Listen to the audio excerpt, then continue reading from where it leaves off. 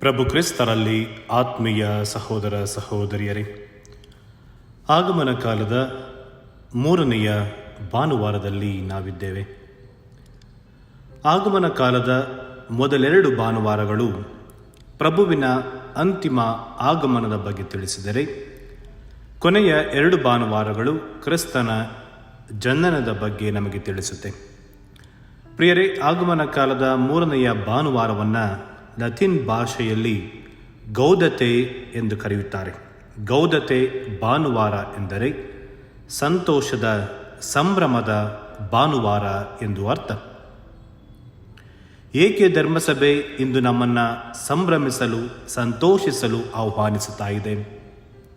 ಕಾರಣ, ಕ್ರಿಸ್ತ ಬರಲಿದ್ದಾರೆ. ಹಾಗಾಗಿ ಅದು ಸಂತೋಷದ, ಸಂಭ್ರಮದ ವಿಷಯ.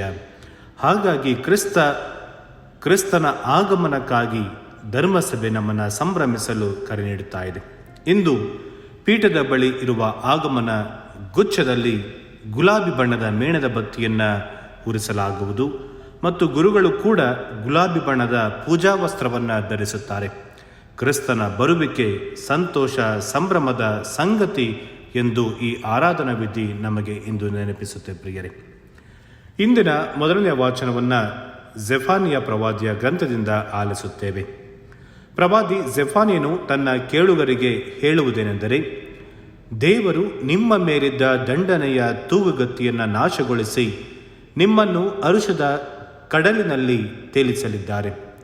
ಸದಾ ಯುದ್ಧ ವಿನಾಶದಿಂದ ಬಸವಳೆದಿದ್ದ ಇಸ್ರಾಯೇಲರಿಗೆ ಉದ್ಧಾರಕ ಅರಸನ ಬರುವಿಕೆಯು ಭರವಸೆಯನ್ನು ನೀಡುತ್ತಾ ಇದೆ. ಹಾಗಾಗಿ ಹರ್ಷಗೊಳ್ಳಿ, ಸಂಭ್ರಮಿಸಿ ಎಂದು ಜೆಫಾನಿಯ ಪ್ರವಾದಿ ತನ್ನ ಜನರಿಗೆ ತಿಳಿಸುತ್ತಾನೆ. ಇಂದಿನ ಎರಡನೆಯ ವಾಚನವನ್ನು ನಾವು ಸಂತ ಪೌಲರು ಫಿಲಿಪಿಯರಿಗೆ ಬರೆದ ಪತ್ರದಿಂದ ಆಲಿಸುತ್ತೇವೆ. ಸಂತ ಪೌಲರು ಫಿಲಿಪಿಯದ ಜನರನ್ನು ಹರ್ಷಿಸಲು ಆಹ್ವಾನಿಸುತ್ತಾರೆ. ಏಕೆಂದರೆ ನಮ್ಮ ಸಂತೋಷದ ಮೂಲವು, ಖಾತರಿಯು ಪ್ರಭು ಕ್ರಿಸ್ತರೇ ಆಗಿದ್ದಾರೆ. ಆದ್ದರಿಂದ ಪ್ರಭುವಿನ ಪ್ರಸನ್ನತೆ ನಮ್ಮನ್ನು ಕೇವಲ ಹರ್ಷದ ಕಡಲಿನಲ್ಲಿ ತೇಲಿಸದೆ ಆ ಸಂತೋಷವನ್ನು ಮೈದುಂಬಿಕೊಂಡು ಸರ್ವರಿಗೂ ಅದರ ಸವಿಯನ್ನು ಪಸರಿಸಿರಿ ಎನ್ನುತ್ತದೆ ಇಂದಿನ ಈ ವಾಚನ. ಸಂತೋಷ ಕೇವಲ ನಾವು ಮಾತ್ರ ಅನುಭವಿಸುವುದು ಅಲ್ಲ, ಆ ಸಂತೋಷವನ್ನು ಪರರಲ್ಲೂ ಹಂಚಿಕೊಳ್ಳಬೇಕು ಎಂದು ಈ ವಾಚನ ನಮಗೆ ಕರೆ ನೀಡುತ್ತಾ ಇದೆ. ಪ್ರಿಯರೇ, ಇಂದಿನ ಶುಭ ಸಂದೇಶವನ್ನು ಲೂಕನ ಶುಭ ಸಂದೇಶ ಅಧ್ಯಾಯ 3 ವಾಕ್ಯ 10-18 ನಾವು ಆಲಿಸುತ್ತೇವೆ. ಪ್ರಿಯರೇ, ಈ ಆಗಮನ ಕಾಲದ ಮೂರನೆಯ ಭಾನುವಾರವನ್ನು ನಾನು ಆಗಲೇ ತಿಳಿಸಿದಂತೆ ಸಂತೋಷದ ಭಾನುವಾರ ಎಂದು ನಾವು ಕರೆಯುತ್ತೇವೆ. ನಾವೆಲ್ಲರೂ ಸಂತೋಷದಿಂದ, ನೆಮ್ಮದಿಯಿಂದ, ಸುಖದಿಂದ ಜೀವಿಸಲು ಬಯಸುತ್ತೇವೆ. ಪುಟ್ಟ ಮಗುವಿನಿಂದ ಹಿಡಿದು ವಯಸ್ಸಾದವರಿಗೂ ಕೂಡ ಎಲ್ಲರೂ ಸಂತೋಷವನ್ನು, ಸುಖವನ್ನು, ನೆಮ್ಮದಿಯನ್ನು ಬಯಸುತ್ತಾರೆ. ಅದನ್ನು ಪಡೆಯಲು ಎಲ್ಲ ರೀತಿಯ ಪ್ರಯತ್ನಗಳನ್ನು ಮಾಡುತ್ತಾರೆ. ಆದರೆ ನಿಜವಾದ ಸಂತೋಷ ಜೀವನದಲ್ಲಿ ದೊರಕುವುದೆಯಾ? ಕೆಲವರ ಪ್ರಕಾರ ಸಂತೋಷ ಅನ್ನುವುದು ನಮ್ಮ ನೆರಳಿದ್ದ ಹಾಗೆ. ಅದನ್ನು ಹಿಡಿದುಕೊಳ್ಳಲು ಎಷ್ಟು ಪ್ರಯತ್ನಿಸಿದರೂ ನಮಗಿಂತ ಒಂದು ಹೆಜ್ಜೆ ಅದು ಮುಂದೆ ಹೋಗಿರುತ್ತದೆ. ಇನ್ನು ಕೆಲವರ ಪ್ರಕಾರ ಸಂತೋಷ ಎನ್ನುವುದು ಕನಸಿನ ಹಾಗೆ. ನಿದ್ರೆಯಿಂದ ಎಚ್ಚೆತ್ತಾಗ ಹೇಗೆ ಕನಸು ಮಾಯವಾಗುತ್ತದೋ ಹಾಗೆ ಈ ಸಂತೋಷ ಕೂಡ. ಒಂದು ದಿನ ಇದ್ದರೆ ಇನ್ನೊಂದು ದಿನ ಆ ಸಂತೋಷ ಇರುವುದಿಲ್ಲ. ಒಂದು ಗಳಿಗೆ ಇದ್ದರೆ ಮತ್ತೊಂದು ಗಳಿಗೆ ಆ ಸಂತೋಷ ಇರುವುದಿಲ್ಲ. ಇಂತಹ ಸಂತೋಷಕ್ಕಾಗಿ ನಾವು ಶ್ರಮಿಸುತ್ತಿದ್ದೇವೆ. ಒಂದಂತೂ ಸತ್ಯ, ಮಳೆಗಾಗಿ ನಿರೀಕ್ಷಿಸುತ್ತಾ ನಿಲ್ಲುವ ರೈತ ಉತ್ತಿ ಬಿತ್ತಿ ಕೈ ಕೆಸರು ಮಾಡಿಕೊಳ್ಳದೆ ಸುಮ್ಮನೆ ನಿಂತರೆ ಯಾವುದೇ ಫಲ ಸಿಗುವುದಿಲ್ಲ, ಸುಖವೂ ಸಿಗುವುದಿಲ್ಲ. ಅದೇ ರೀತಿ ಪರೀಕ್ಷೆಗೋಸ್ಕರ ಒಳ್ಳೆಯ ರೀತಿ ಸಿದ್ಧತೆಯನ್ನು ಮಾಡಿಕೊಂಡ ವಿದ್ಯಾರ್ಥಿ ಫಲಿತಾಂಶ ಬಂದಾಗ ಸಂಭ್ರಮಿಸುತ್ತಾನೆ. ಅಂದರೆ ಸಂತೋಷ, ಸಂಭ್ರಮ ಬೇಕೆಂದರೆ ನಮ್ಮ ಪ್ರಯತ್ನ, ನಮ್ಮ ಶ್ರಮ ಕೂಡ ಬಹಳ ಮುಖ್ಯ. ಆದರೆ ನಿರೀಕ್ಷೆಯೊಂದಿಗೆ ಶ್ರಮವು ಸೇರಿಕೊಂಡರೆ ಅದನ್ನು ನಿಶ್ಚಿತ ಸುಖ ಮನುಷ್ಯ ಕಾಣುತ್ತಾನೆ. ಇದರಂತೆ ದೈವ ನಿರೀಕ್ಷೆಯೂ ಕೂಡ ದೇವರು ಎಲ್ಲರಿಗೂ ಸುಖ ಕೊಡಲು ಬಯಸುತ್ತಾರೆ. ಆದರೆ ಅದನ್ನು ಪಡೆದುಕೊಳ್ಳುವವನು ಅದಕ್ಕೆ ತಕ್ಕ ಸಿದ್ಧತೆಯನ್ನು ಮಾಡಿಕೊಳ್ಳಬೇಕು. ತನ್ನೊಳಗೆ ನಿಜವಾದ ಸಿದ್ಧತೆ ನಡೆದಾಗ ಸಂತೋಷ ಮತ್ತು ತೃಪ್ತಿ ಎಂದು ಮಾಯವಾಗುವುದಿಲ್ಲ. ಹಾಗಾಗಿ ಇಂದು ಸ್ನಾನಿಕ ಯೋವಾನ ನಮಗೆ ಯಾವ ರೀತಿಯ ಸಿದ್ಧತೆ, ಯಾವ ರೀತಿಯ ಸಂಭ್ರಮವನ್ನು ಪಡೆಯಲು ಕರೆ ನೀಡುತ್ತಾನೆ? ಪ್ರಿಯರೇ, ಸ್ನಾನಿಕ ಯೋವಾನರು ತಮ್ಮ ಮಾತು ಮತ್ತು ಕಾರ್ಯದಿಂದ ಹೊಸ ಒಡಂಬಡಿಕೆಯಲ್ಲಿ ಒಬ್ಬ ಮೇರು ಪ್ರವಾದಿಯಾಗಿ ನಿಲ್ಲುತ್ತಾರೆ. ಯೋವಾನ ಎಂದರೆ ಇಬ್ರು ಭಾಷೆಯಲ್ಲಿ ದೇವರು ಕೃಪಾಪೂರ್ಣನು ಎಂದರ್ಥ.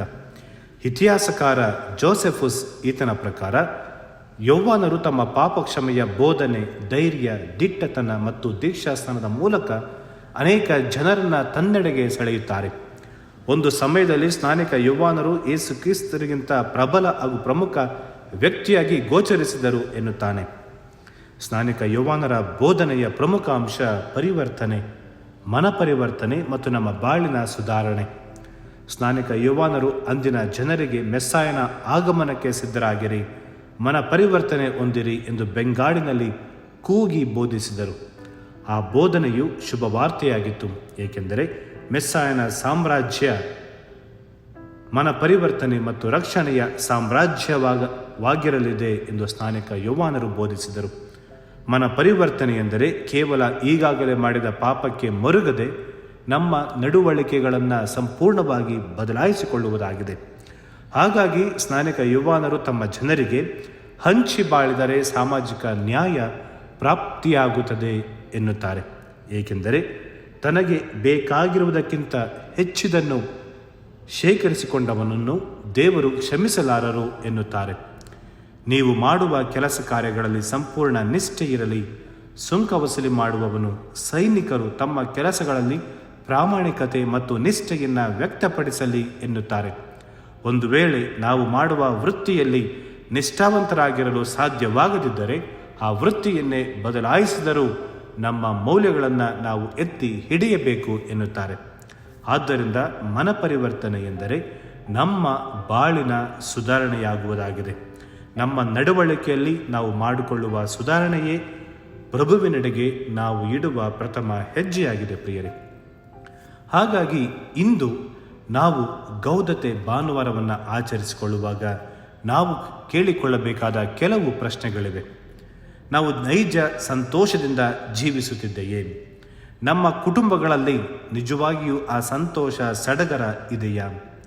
ನಮ್ಮ ಅಕ್ಕಪಕ್ಕದವರೊಂದಿಗೆ ಸಂತೋಷದಿಂದ ಸಹ ಬಾಳ್ವೆಯಲ್ಲಿ ನಾವು ಜೀವನವನ್ನು ಮಾಡುತ್ತಿದ್ದೇವಾ? ಇಂದು ನಮ್ಮ ಧರ್ಮ ಕೇಂದ್ರಗಳಲ್ಲಿ ಸಂತೋಷದ ವಾತಾವರಣವಿದೆಯಾ? ಅಥವಾ ನಮ್ಮಲ್ಲೇ ಅಸಮಾಧಾನ, ದ್ವೇಷ, ಅಸತ್ಯ, ಅನ್ಯಾಯ, ಅನೀತಿ, ಮೇಲು ಕೀಳು, ಜಾತಿ ಪದ್ಧತಿ ಇದೆಯಾ? ಇನ್ನು ನಮ್ಮಲ್ಲಿ ಮೇಲು ಕೀಳು ಎನ್ನುವ ದುರ್ಗಂಧ ನಾರುತ್ತಿದೆಯಾ? ನಮ್ಮ ಧರ್ಮ ಕೇಂದ್ರಗಳಲ್ಲಿ ಈ ಒಂದು ಮೇಲು ಕೀಳು ಭೇದ ಭಾವ ಇದ್ದರೆ ಎಲ್ಲಿ ಸಂತೋಷ ಸಂಭ್ರಮ ನೆಲೆಸಲು ಸಾಧ್ಯ? ಮುರಿದು ಹೋದ ಸಂಬಂಧಗಳನ್ನು ಮತ್ತೆ ನಾವು ಇಂದು ಬೆಸೆಯುತ್ತಿದ್ದೇವಾ ಈ ಆಗಮನ ಕಾಲದಲ್ಲಿ? ಇವುಗಳನ್ನು ನಾವು ಪ್ರಶ್ನೆ ಮಾಡಿಕೊಳ್ಳಬೇಕು. ಕ್ರಿಸ್ತ ಜಯಂತಿ ಕೇವಲ ವೈಭವ, ಸಡಗರ, ಶ್ರೀಮಂತಿಕೆ, ಅಲಂಕಾರಗಳಲ್ಲಿ ಮುಗಿದು ಹೋಗದೆ ಕ್ರಿಸ್ತನ ಬದುಕಿನ ಮೌಲ್ಯಗಳಾದ ಸಂತೋಷ, ಪ್ರೀತಿ, ಶಾಂತಿ, ಕ್ಷಮೆ, ಸೇವೆ, ನ್ಯಾಯ, ನೀತಿಯ ಪ್ರತಿಷ್ಠಾಪನೆಯ ಹಬ್ಬವಾಗಬೇಕು. ನಮ್ಮ ಬದುಕಿನ ಮೂಲಕ ನಾವು ಮತ್ತೋರ್ವ ಕ್ರಿಸ್ತನಾಗಬೇಕು. ಕ್ರಿಸ್ತ ಈ ಭುವಿಗೆ ಬಂದದ್ದಕ್ಕೂ ನಮಗಾಗಿ ಶಿಲುಬೆ ಮೇಲೆ ಪ್ರಾಣ ಅರ್ಪಿಸಿದ್ದಕ್ಕೂ ಆಗ ಒಂದು ಮಹತ್ವವನ್ನು ನಾವು ತಂದುಕೊಟ್ಟಂತೆ ಆಗುತ್ತೆ ಪ್ರಿಯರೇ. ಸಂತೋಷ ಎಂದರೆ ಕೇವಲ ನಾನು ಒಬ್ಬನೇ ಅನುಭವಿಸುವುದಂತೂ ಅಲ್ಲ. ಮನುಷ್ಯನ ಹೋರಾಟವೆಲ್ಲ ಇರುವುದು ಈ ಸಂತೋಷ ನೆಮ್ಮದಿಗಾಗಿ. ಹಾಗಾಗಿ ಜೀವನದಲ್ಲಿ ನಾವು ಮಾತ್ರ ಸಂತೋಷದಿಂದ ಜೀವಿಸುವುದಲ್ಲ, ಇತರರನ್ನು ಕೂಡ ಸಂತೋಷದಿಂದ ನಾವು ನೋಡಬೇಕು.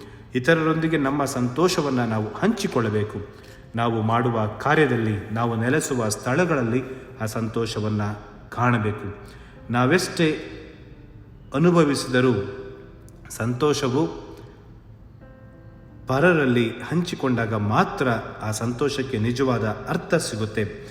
ಹಾಗಾಗಿ ಇಂದಿನ ಶುಭ ಸಂದೇಶದಲ್ಲಿ ಯೋವಾನ ನುಡಿಯುವಂತೆ ನಾವು ನಮ್ಮಲ್ಲಿರುವುದನ್ನು ಪರರಲ್ಲಿ ಹಂಚಿಕೊಳ್ಳೋಣ.